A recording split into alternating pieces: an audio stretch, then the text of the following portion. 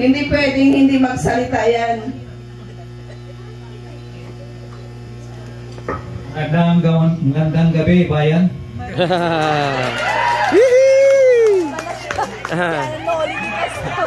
Una sa lahat, magandang gabi sa ating beautiful celebrant.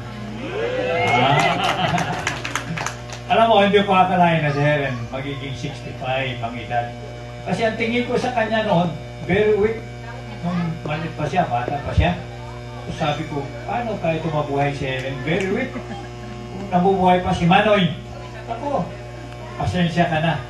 Ngayon, nakita natin dito, mga kapatid, mga kamag-anak, mga kaibigan, mga kapitbahay, mga inimbitahang mga panauhin na hindi natin alam kung saan galing.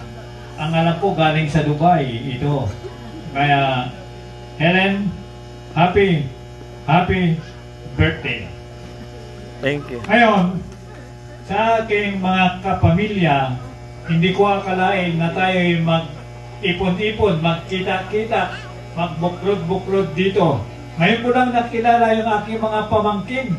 Sabi ko, pamangkin ko pala ito. Apo ko pala ito. Sabi ko, ngayon ko lang nakita sila. Pero alam ko sino ang tatay. Minsan tanongin ko pa, sino bang tatay mo? Sino ang nanay mo? Nalimutan mo na ba ako? Nag-estudyante mo rin ako eh. Ako, sa dami ninyo, hindi lang 100 na naging estudyante.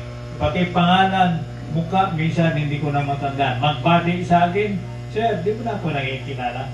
Sa aking mga kamag-anak, ganun din, ilan-ilan na lang ang nagbabati na, sige bati. Bakit? Kel, hindi mo na ako kilala. Ganyan daw yung mga in your 80s. In your 80s.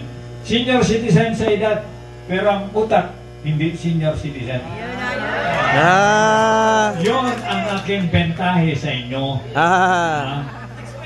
Bentahe ako sa inyo. Tingnan ninyo, wala na yung si Sir senior citizen. Pero, kung kasing edad ko lang din mag-marathon, ay kakain pa sa akin ng alikabok. Kaya, mga kaibigan, mga kapamilya, maraming salamat po. At muli, isang magandang gabi sa ating lahat. Thank you. Happy birthday!